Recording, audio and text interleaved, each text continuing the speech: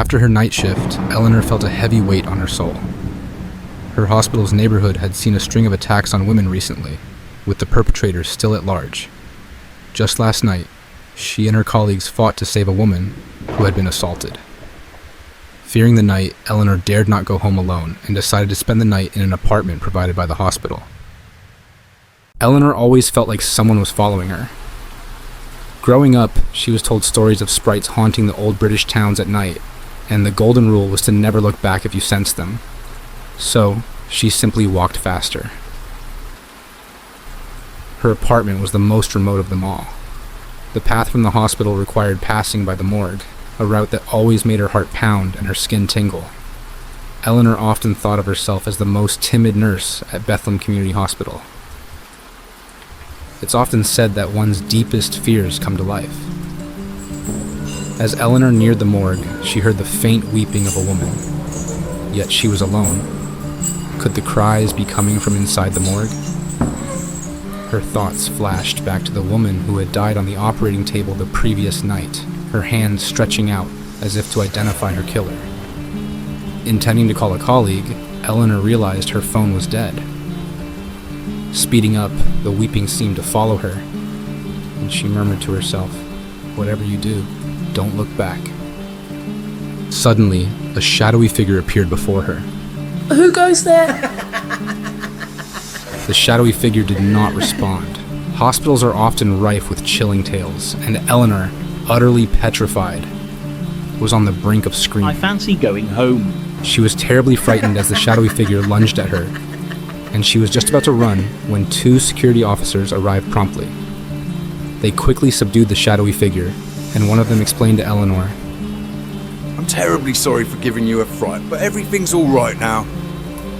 Then, Eleanor realized the shadowy figure was a mentally ill individual who was missing. When she returned to her flat, she immediately locked the door. The image of the deceased woman haunted her once again.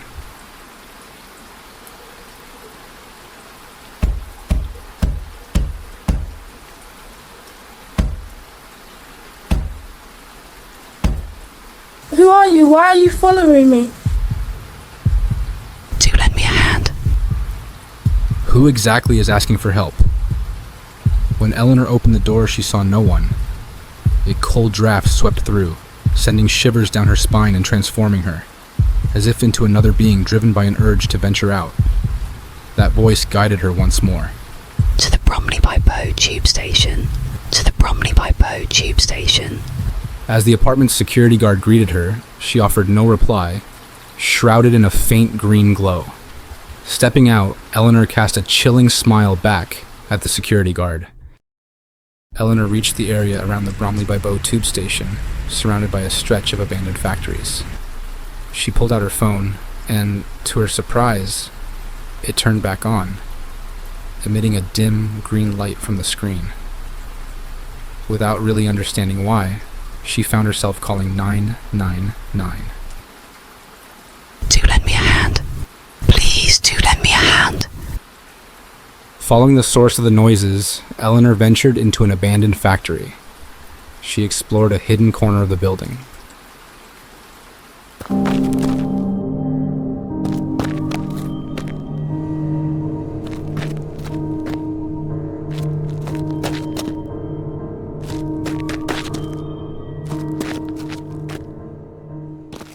"Who are you?"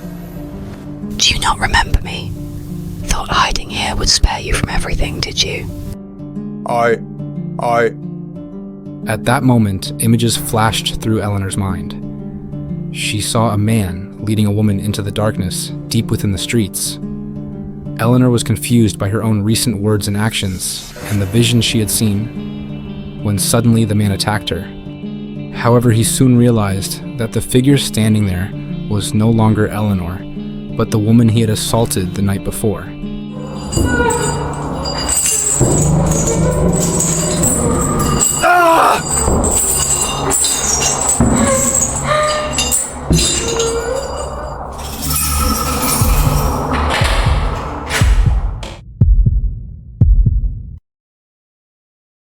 Eleanor's colleagues told her that when the police had arrived the previous night, she was found unconscious, still holding onto a man's clothing with a fierce grip.